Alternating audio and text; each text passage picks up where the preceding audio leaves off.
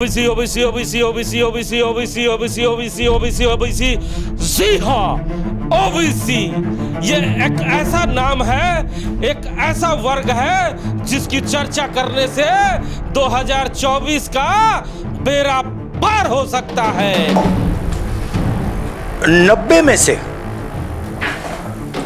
90 लोगों में से सिर्फ 3 लोग ओबीसी कम्युनिटी से क्यों हैं? पहला सवाल। जी हाँ, सही सुना आपने। ओबीसी ये एक ऐसा नाम है जिसे लेकर देश के एक युवराज आजकल खूब चर्चे में है। का एक युवराज लगातार अपने भाषणों में इसका जिक्र कर रहा है। जी हाँ, हम बात देश के युवराज और कांग्रेस पार्टी के नेता राहुल गांधी की कर रहे हैं। मगर अगर वो 5% से ज्यादा है तो मुझे यह पता लगाना है, और एक बार मैं मन बना लेता हूं, मैं छोड़ता नहीं हूं, मुझे यह पता लगाना है ये ओबीसी हिंदुस्तान में कितने हैं। जी हाँ, सही सुना आपने। ओबीसी की बात करने वाले राहुल गांधी आखिर झारखंड में ओबीसी के कितने हैं हितैषी, और जितने हैं उतनी भागीदारी इनको मिलनी चाहिए। राहुल गांधी के इस प्रेस कॉन्फ्रेंस के बाद पूरे देश में ओबीसी वर्ग के जितने भी नौजवान हैं उनमें एक नई ऊर्जा आई कि देश के राजकुमार हमारे बारे में चर्चा कर रहे हैं और कह रहे हैं कि जिसकी जितनी आबादी उतनी भागीदारी होनी चाहिए।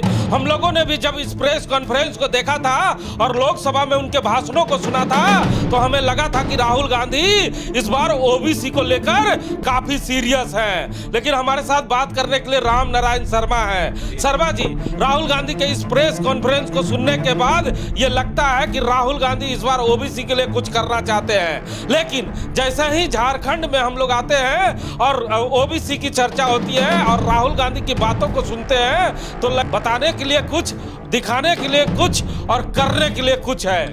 बिल्कुल हिमांशु जी, जैसा कि अभी देख रहे हैं देश की राजनीति और राजनेता भले ही जातिगत बात कर रहे हैं, जाति की बात कर रहे हैं। हमारा मकसद किसी जाति को ठेस पहुंचाना या जाति के बारे में बताना नहीं है, लेकिन राहुल गांधी ने जिस सवाल को संसद में उठाया उसके बाद प्रेस कॉन्फ्रेंस कर आम जनों के बीच रखा कि ओबीसी जो वर्ग है इस देश में आखिर उसकी पॉपुलेशन कितनी है और जनसंख्या के आधार पर आखिर इस देश के सभी विभागों में उसकी कितनी भागीदारी है।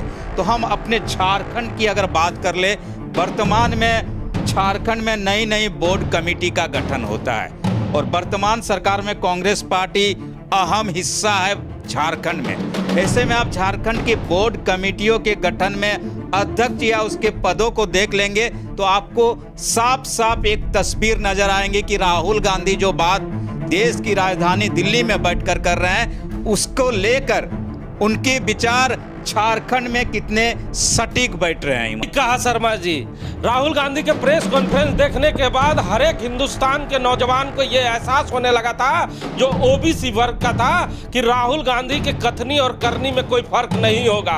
लेकिन जैसे ही झारखंड पहुंचती है ये बातें और झारखंड में अभी थोड़े दिन के पहले ही लंबे इंतजार के बाद बोर्ड कमेटी का गठन होता है जिसमें कांग्रेस पार्टी 6 लोगों को बोर्ड कमेटी में जगह देती है। जरा उस कमेटी को गौर से आप देखिए। शर्मा जी आपको बताएंगे कि आखिर कमेटी के अध्यक्ष किन्हें बनाया गया है और वो किस जाति से है। बिल्कुल, मैं कांग्रेस पार्टी की बात कर रहा हूं हिमांशु जी। कांग्रेस पार्टी लगातार इसके युवराज बात कर रहे हैं कि ओबीसी को जितनी जनसंख्या है उतनी हिस्सेदारी मिलनी चाहिए। इस हिसाब से आप देखिए कि 6 बोर्ड कमेटी का गठन कांग्रेस पार्टी की तरफ से झारखंड में वर्तमान में किया गया है। मैं एक एक की बात करता हूँ। पहला है धार्मिक न्यास बोर्ड। धार्मिक न्यास बोर्ड का अध्यक्ष कांग्रेस पार्टी ने जयशंकर पाठक को बनाया है जो जाति से ब्राह्मण है।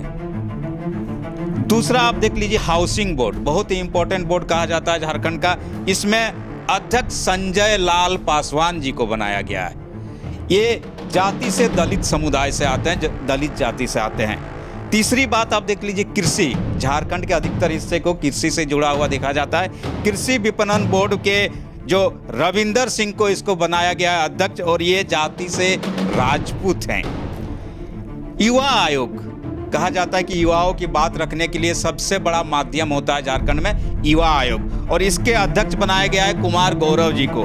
ये भी जाति से राजपूत है, यानी कि आप एक तरह से देखिएगा तो झारखंड में कांग्रेस पार्टी राजपूत समुदाय पर बहुत मेहरबान होती दिख रही है बोर्ड कमेटी में। इसके अलावा गो न्यास बोर्ड एक और कमेटी है जिसमें राजीव रंजन जी को बनाया गया है, जो जाति से लाला समुदाय से आते हैं। और अल्पसंख्यक आयोग में कांग्रेस पार्टी ने जिस व्यक्ति को जिम्मेदारी सौंपी है वो शमशेर आलम है, मुस्लिम है। इस पूरे 6 नाम में मुस्लिम में ओबीसी है या फॉरवर्ड क्लास है? उनको फॉरवर्ड क्लास से देखा जाता है, चूंकि आलम में फॉरवर्ड क्लास से आता है, उसमें भी ओबीसी नहीं है। और इन 6 नाम में आप देख लीजिए कि एक भी ऐसा नाम आपको नहीं दिखेगा जो ओबीसी समुदाय से आता है। और इसलिए हम लोग चर्चा करते हैं कि दिल्ली में बैठकर जो राहुल जी बताने की कोशिश कर रहे हैं झारखंड में क्या दिख रहा है। तो सुना ना आपने, ये तस्वीरें हैं, ये आईना है जो राहुल गांधी को दिखाया जाएगा। और इस जगह से अगर आप देख रहे हैं तो आप भी गौर से देख ले कि आदरणीय राहुल गांधी जो प्रेस कॉन्फ्रेंस में जिन बातों को एहसास दिलाना चाहते हैं देश के ओबीसी वर्ग के लोगों को, और बताना चाहते हैं कि जिनकी जितनी आबादी उतने हिस्सेदारी होनी चाहिए, तो साहब झारखंड में आते के साथ ये तस्वीरें क्यों बदल जाती है? क्यों आप ओबीसी को दरकिनार कर देते हैं बोर्ड कमेटी से? क्या कांग्रेस पार्टी में ओबीसी का कोई ऐसा नेता नहीं जो इस काबिल नहीं, या कांग्रेस पार्टी में कोई ऐसा नेता नहीं जो अपने हक की मांग नहीं कर पा रहा है? ओबीसी का कोई ऐसा बेटा नहीं जो बोर्ड कमेटी का मेंबर बन सकता है? बिल्कुल, बहुत ही एक से एक व्यक्ति हैं इस झारखंड में जो इस तरह की जिम्मेदारी निभा सकते हैं। लेकिन बड़ी पार्टी है, राष्ट्रीय पार्टी है, दिल्ली में कुछ बोलती है, झारखंड में कुछ दिखाती है, दूसरे राज्यों की हम बात नहीं करेंगे। और कहा जाता है जब इस तरह की बात और सवाल उठते हैं तो लगातार ये इन लोगों की तरफ से सफाई आता है कि अभी कुछ और बाकी है बोर्ड कमेटी के गठन, उसमें देखा जाएगा। लेकिन आपके सामने जो वर्तमान तस्वीर है, और आप देश में चिल्ला चिल्ला कर सबको बताने की कोशिश भी आप कर रहे हैं, बहुत अच्छी बात है। आप लोगों के हक और हुकूक की बात कर रहे हैं, राजनीति में होना ही चाहिए, इसलिए आपको राजनेता चुना जाता है। लेकिन जिस ओबीसी समुदाय को आगे आने और उसको हिस्सेदारी देने की बात खुद पार्टी के सबसे प्रमुख नेता राहुल गांधी जी कर रहे हैं, उसका झारखंड में क्या असर है बोर्ड कमेटी में आपके सामने है। आपके सामने सब कुछ तस्वीर है, और तस्वीर सच बयां कर रही है कि झारखंड में कांग्रेस पार्टी ओबीसी के साथ कितने प्रेम दिखाती है। अच्छा, झारखंड की अगर बात आपको लेकर धनबाद लोकसभा आता हूँ, धनबाद और बोकारो की भी चर्चा करता हूँ, तो चौंकाने वाले रिजल्ट है जिसे सुनने और देखने के बाद आप जरूर इस पर चिंतन और मंथन करेंगे। बेरमो का विधायक कौन है शर्मा जी? जी बिल्कुल, माननीय कुमार जयमंगल जी हैं। किस जाति से आते हैं? सभी जानते हैं, स्वर्ण में राजपूत समाज से आते, राजपूत जाति से आ रहे हैं। बेरमो में नगर परिषद अध्यक्ष का चुनाव होता है, कांग्रेस पार्टी किसे टिकट देती है? बिल्कुल, उसमें भी आप समझते हैं कि उसी समुदाय से, राजपूत समुदाय के ही व्यक्ति का वहाँ चयन भी होता है, जीतते भी वही हैं, और उन्हीं को वहाँ से कांग्रेस पार्टी टिकट देती है। मैं दूसरे पार्टी की बात नहीं कर रहा हूँ। उसके बाद आप सामने आ जाइए बोकारो विधानसभा को भी। बेरमो में एक और पोस्ट आपने दिया युवा आयोग का, कुमार का, वो कहाँ से आते हैं? बिल्कुल, वो भी बेरमो से ही है, और मैं आपको बता रहा हूँ कि बेरमो से ही वो है। कुमार गौरव जी बेरमो से ही आते हैं, राजपूत समुदाय से आते हैं, और आपने उनको युवा आयोग की जिम्मेदारी भी झारखंड में कांग्रेस पार्टी ने दी है। बोकारो में एक और सीट है जो कांग्रेस के कोटे में है, बोकारो विधानसभा।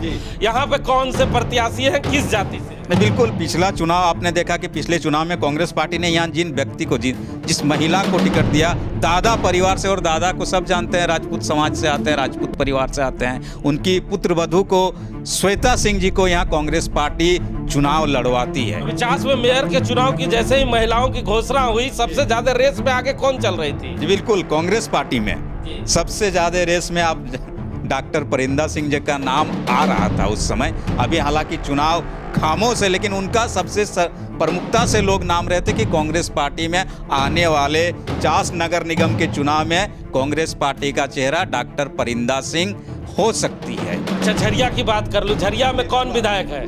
बिल्कुल, आप देख रहे हैं झरिया में आपके सामने विधायक हैं पूर्णिमा नीरज सिंह जी, वो भी राजपूत समाज से आती हैं। कहा जाता है कि वो भी ओबीसी से नहीं है, राजपूत से है। धनबाद की बात कर लूं, मन्नान मलिक। जी, बिल्कुल, वो भी मुसलमान हैं, मुस्लिम समाज से आते हैं और उनको भी कहा जाता है कि बड़े जाति से ही मुस्लिम समाज के बड़े जो कहा जाता है ओहदे वाली जाति होती है उसमें से आते हैं। उसमें भी ओबीसी का चेहरा वहाँ नहीं दिखता है, कांग्रेस पार्टी में। तो सुने ना आपने, ये राम नारायण शर्मा है जो आपको चेहरा दिखाने का प्रयास कर रहा है। धनबाद लोकसभा की बात हो, बोकारो जिले की बात हो या धनबाद की, हर जगह आपने किस जाति को प्राथमिकता दी है यह हमें कहने की आवश्यकता नहीं है, लेकिन ओबीसी को यह जानने की जरूर आवश्यकता है कि आखिर आपकी क्या स्थिति है इन बड़े पार्टियों में। अगर धनबाद लोकसभा की बात करूं जो कांग्रेस के कोटे में रहता है, तो पिछले कई दशक से यहाँ के प्रत्याशी कौन रहते हैं? बिल्कुल, आपने सामने से देख लीजिए, कई बार के चुनावी मैदान में कांग्रेस पार्टी के जो प्रत्याशी आते हैं, चाहे यहाँ के हो या बाहर से आते हैं, सभी ब्राह्मण समाज से उस प्रत्याशी को यहाँ चयन करके कांग्रेस पार्टी भेजने का काम करती है धनबाद लोकसभा की सीट में चुनाव लड़ने के लिए। हिमांशु जी, तो सुना ना आपने, लोकसभा का चुनाव ब्राह्मण जाति के लोग लड़ेंगे, विधानसभा का चुनाव राजपूत जाति के लोग लड़ेंगे, मेयर का चुनाव राजपूत जाति के हिस्से लगेगी। अगर मुस्लिम को भी जगह मिलेगी तो मुस्लिम में भी अपर क्लास के लोगों को ही जगह मिलेगी। तो साहब, लोकसभा में ये बातें उठा देना और प्रेस कॉन्फ्रेंस में मीडिया से ये सवाल पूछना कि ओबीसी की कितनी बड़ी आबादी है, क्या उन्हें आबादी के अनुसार उनकी हकदारी नहीं मिलनी चाहिए? तो पहले ये हक कांग्रेस पार्टी के युवराज को अपनी पार्टी में देना होगा। हमारा कोई मकसद ऐसा नहीं कि हम किसी जाति के भावनाओं को ठेस पहुंचाने का प्रयास करें। हमारा मकसद है कि हम आपको आईना दिखाएं। केवल कहने से देश में विकास और देश में हिस्सेदारी किसी भी समाज को नहीं मिल सकती। हिस्सेदारी देने के लिए पहले आपको कदम बढ़ाना होगा।